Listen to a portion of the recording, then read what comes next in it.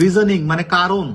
So যখনই reasoning বলছে তোমাকে, তোমার কাছে কিছু কারণ তারা জানতে চাচ্ছে, তখনই কোয়েশ্চেনটা আসবে সাধারণত কান খাড়া রাখতে হবে, WHY দিয়ে আসবে।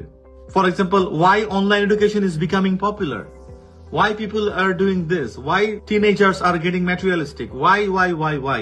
সো এইটা আসবেই আসবে। সো যখনই why দিয়ে কোনো কোয়েশ্চেন আসছে, it means you are asked to answer reasons. You have to explain the reasons. And whenever you have to explain those reasons, probably you might start with saying something very unique, like, there are a couple of reasons, but there are a bunch of reasons. অথবা there are too many reasons. অথবা causes behind this and that.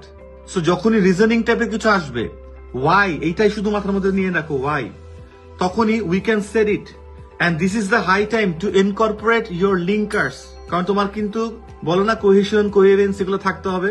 Linkers আনতে হবে, মানে কি একটার সাথে আরেকটা যে লিঙ্কড, সেইগুলোর যে ব্যাপারটা, এটাই বেসিক্যালি আনতে হবে। তো যখনই ওয়াই দিয়ে কোশ্চেন আসবেই আসবে, তখনই this is the best time. কিভাবে? There are couple of reasons, firstly this, secondly this, এরকম বলতে পারি। অথবা একটা কারণ বলে তখন বলতে পারি ইন এডিশন, আর একটা কারণ, অন টপ অফ, আর একটা কারণ, ফার্দার মোর। এগুলো আবার একটু ফর্মালিসির দিকে চলে যায়। আমরা কিন্তু স্পিকিং এ বেশি ফর্মালিসির দিকে যাবো না, ন্যাচারাল টোন রাখবো, স্ল্যাং ইউজ করবো না, বাট ন্যাচারাল রাখবো। ওকে, সো রিজনস যখনই বলে ওয়াই দিয়ে, তখনই আলটিমেটলি আমাদেরকে মাথায় রাখতে হবে, আমরা স্টার্ট করতে পারি একটা ভূমিত মানে ইন্ট্রো দিয়ে, যে ওকে অনেকগুলো রিজন থাকতে পারে। Nowadays there are couple of reasons, there like in a bunch of reasons, অথবা there are 3 factors that trigger this whatever the event you are talking about, right?